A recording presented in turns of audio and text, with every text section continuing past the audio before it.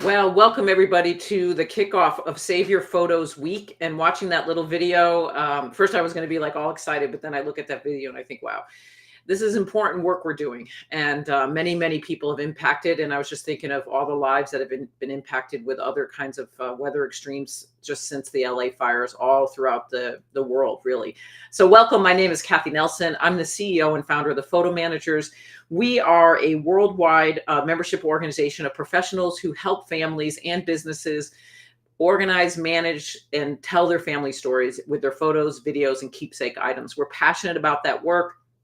We've been in business for over 16 years. We have 700 members worldwide, and this is a part of our heart. All of us are deeply committed to telling stories and helping people with their family photos. So when we see these situations, our hearts break. And we started Save Your Photos Month, which happens every September, over 9 years ago. And it was in response to Hurricane Sandy that had come up the East Coast. There were major tornadoes in the Midwest and major flooding in Calgary, Canada at that time.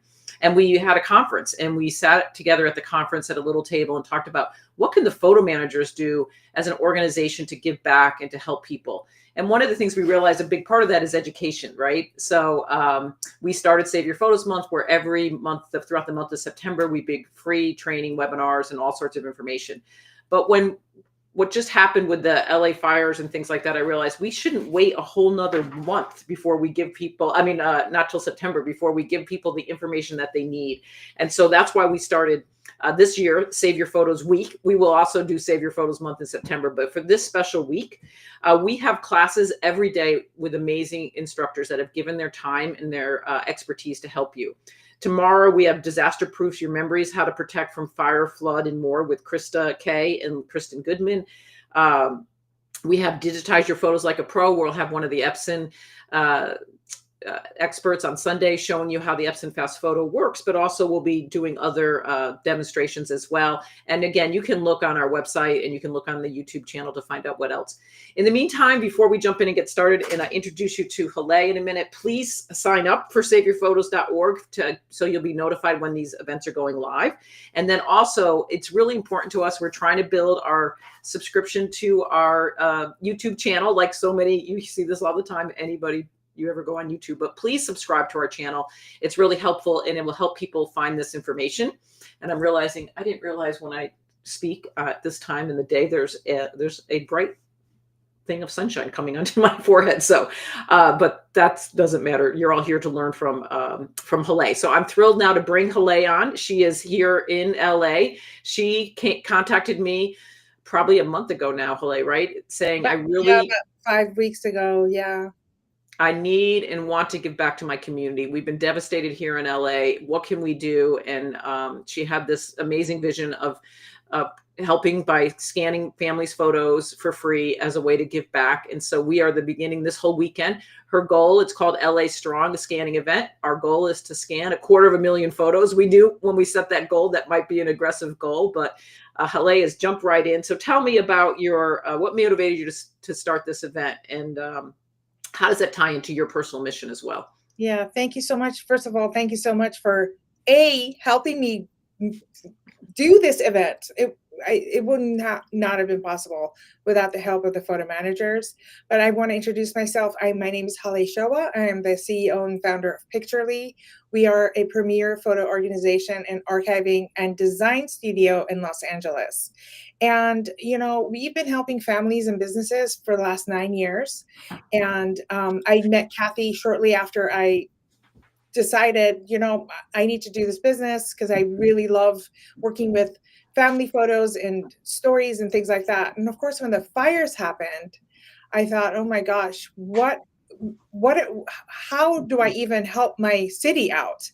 And I had this idea to do this event about a couple of weeks after the fires died down a bit, but it was just too soon. I mean, even now, today has been such an eye-opening and heart-opening day for me, because it has been so interesting and heart-wrenching and wonderful to meet so many of the family victims who were just able to just grab that one box. And they heard through their community that I'm doing this event. So honestly, by the grace of God, we got so many people that were survivors, and to hear all their stories and to be able to just really help them. It's been amazing. So it's a thank you to Cathi and Epson America for making this possible, and to our absolutely amazing volunteers that came here, figured it out with me this morning. You know, there's always little snags that you don't think about when you're doing an event, but figured it all out. And yeah, we are almost done with today. It's incredible. Let's have you. Why don't you give us a tour of your studio and show us some of the work that you're doing, and tell us a little bit about.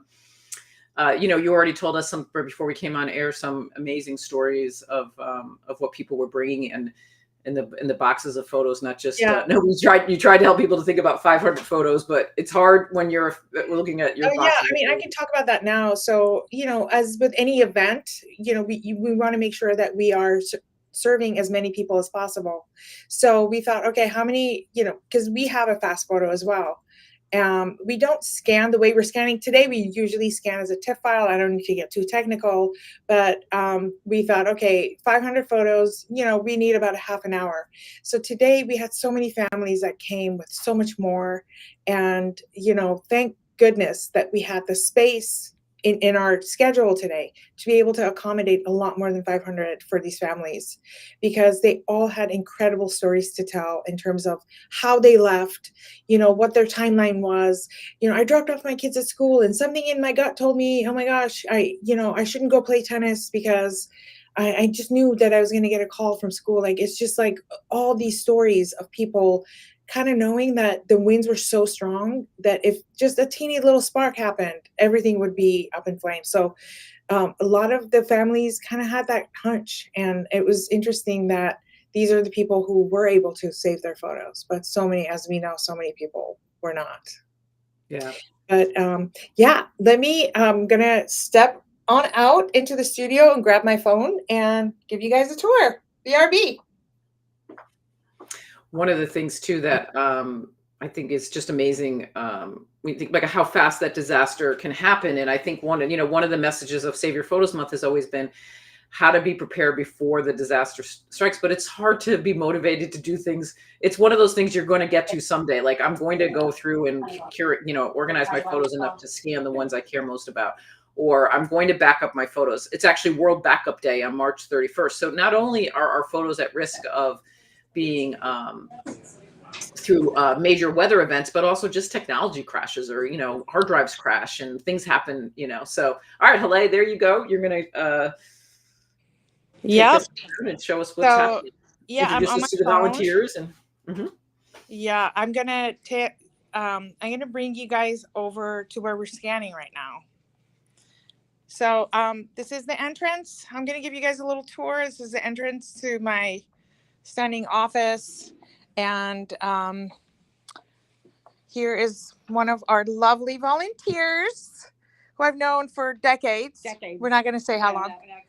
And one of my old colleagues who was here to get her, Amy. She brought her large bins of decades and decades of photos that we're helping out with.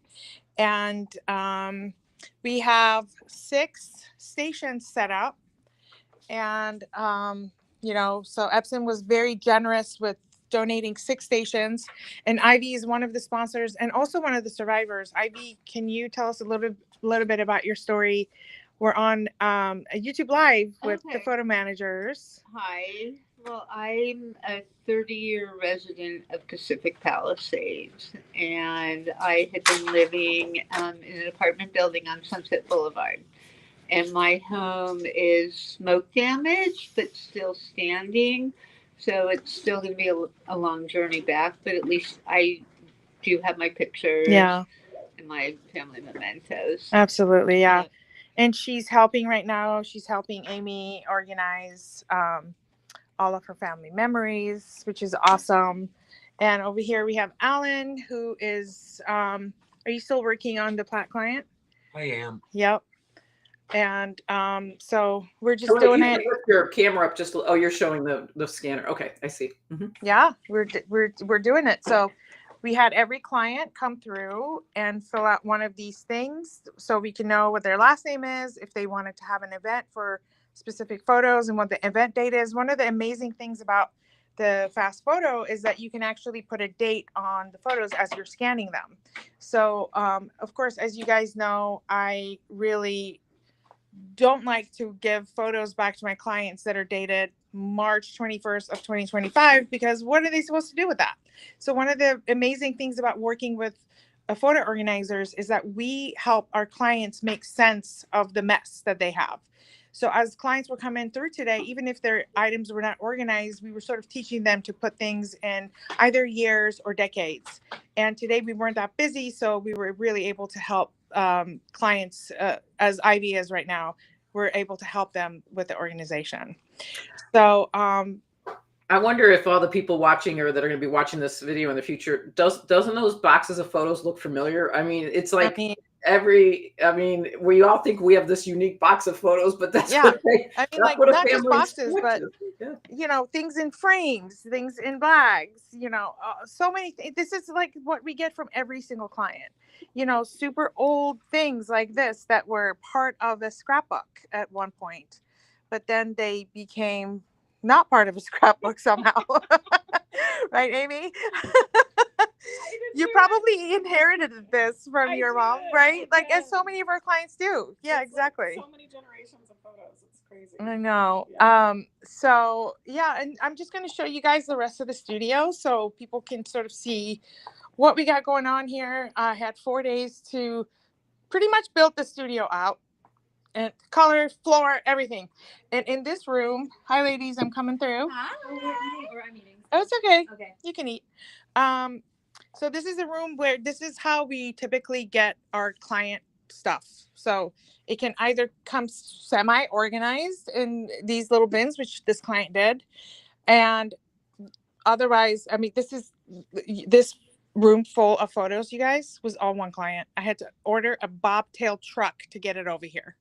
So all of this. And in our studio, we use the batch card system where, we make sure everything's properly dated, and we have very specific information for each batch so that we can provide our digital files back to our clients in a very organized fashion.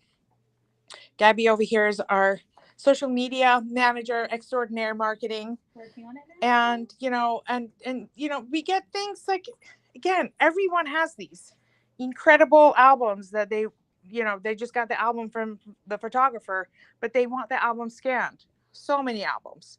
So because we do, and I'm sorry if I'm walking fast, because we do camera scanning, which is not a part of what we're doing today, but because we camera scan everything, we use these copy stands over here to be able to camera scan large items and scrapbooks, negatives, whatnot.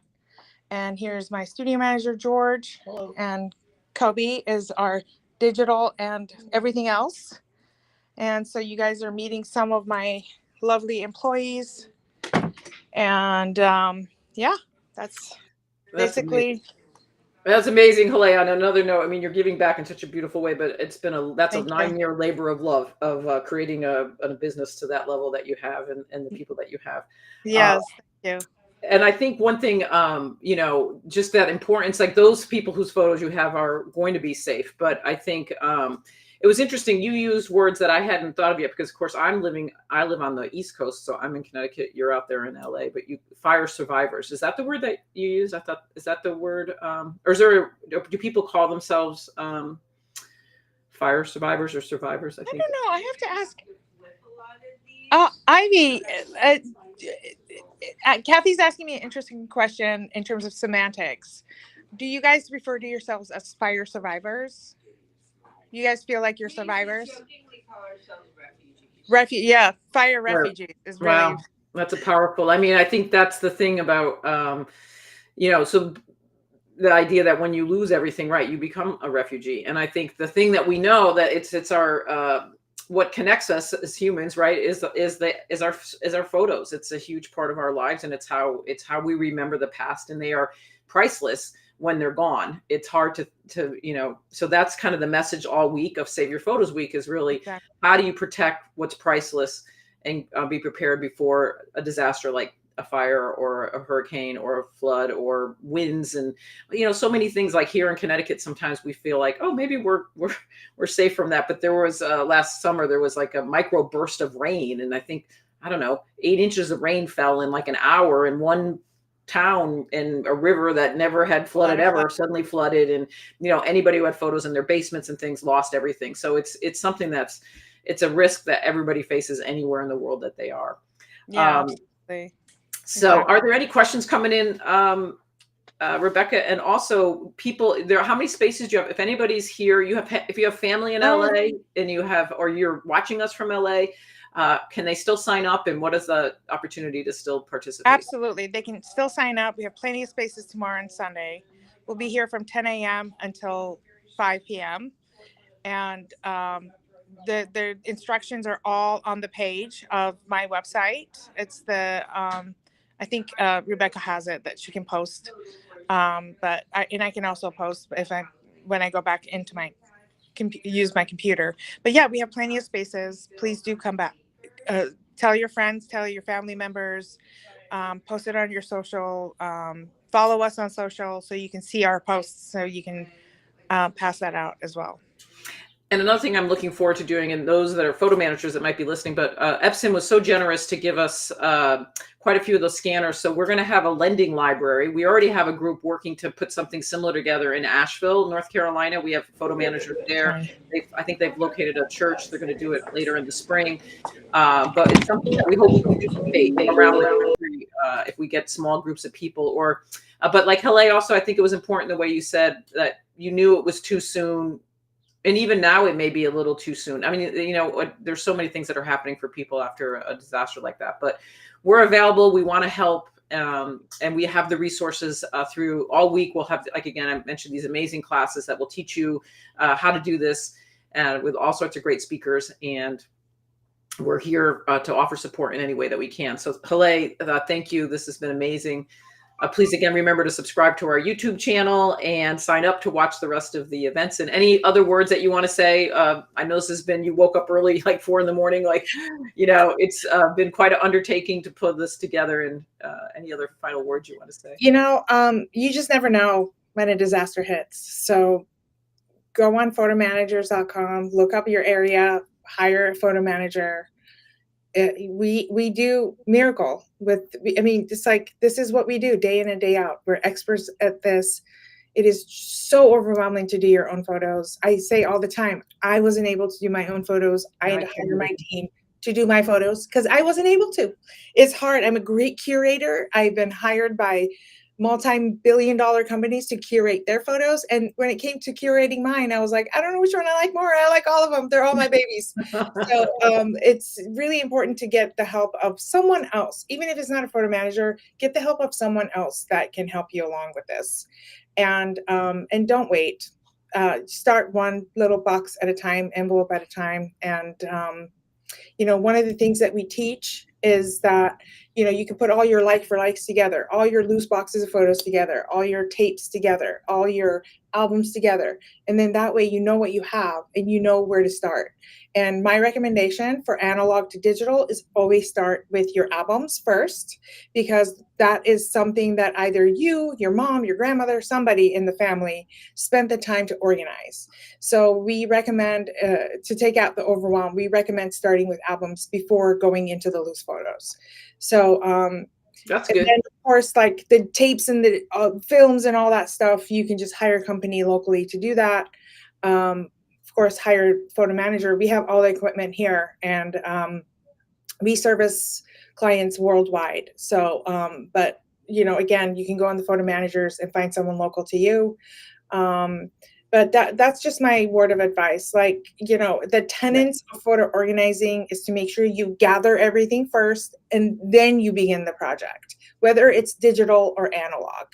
So, right. And in a way, even if all you do at the end of this week is have gathered everything in one place, in a corner or in a, and you have to run in an emergency, at least you have everything gathered in one place, right? That's exactly. Even if it's, they always say you eat an elephant one bite at a time, right? And so that's a great tip of advice. And start with the albums. Even if you can't even do that, start with your albums. Start with the albums. Exactly. Yeah. I think Richard has one question that I see. How do you identify metadata to assign to an image? I don't know if you mean analog or digital, but I can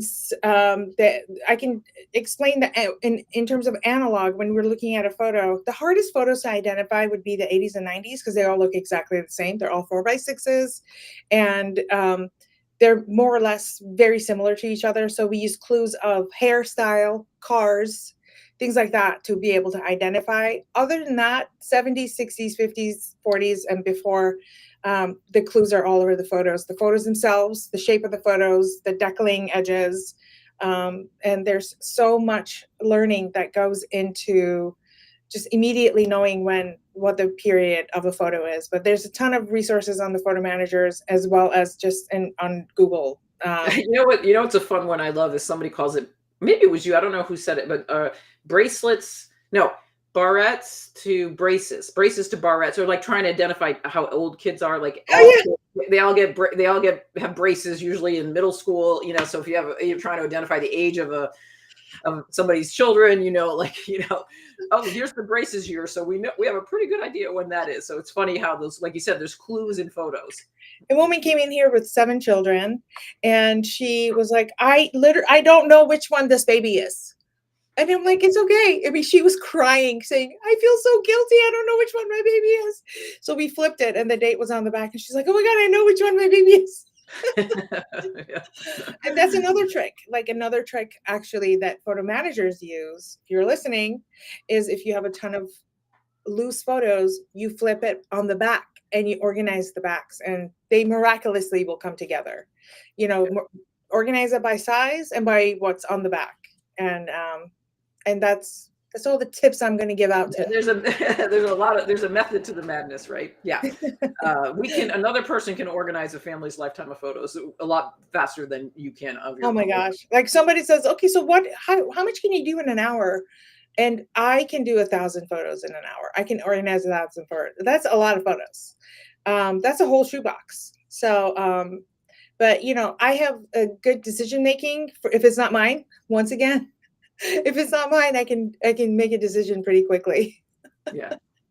All right. Well, thank you, Haleh. Thank you, everybody who's been joining us, watching. Again, we look forward to the Save Your Photos Week. Again, subscribe to the YouTube channel. Tomorrow, you'll have a real treat with Krista Kay and Kristen Goodman. They are both actually in Florida, in Naples, and I think in up the coast a little bit more. So they have dealt with a lot of water damage photos, and they'll be talking a lot about their experience with that. And then on Sunday, we are diving into different scanning best practices and tips and things like that. So, and we go throughout the week with great all volunteers that are teaching and things. So thank you again, Rebecca. Thank you behind the scenes, helping us make sure we put this together. Haleh, I love it. It's an act of love and gift to your community. And we are thrilled we hope that the families that are able to bring their photos to you will leave with just a little less stress in their lives than they have. So yeah. Thank you again. Thank you so much for your support. Okay. Bye, everyone. Bye-bye.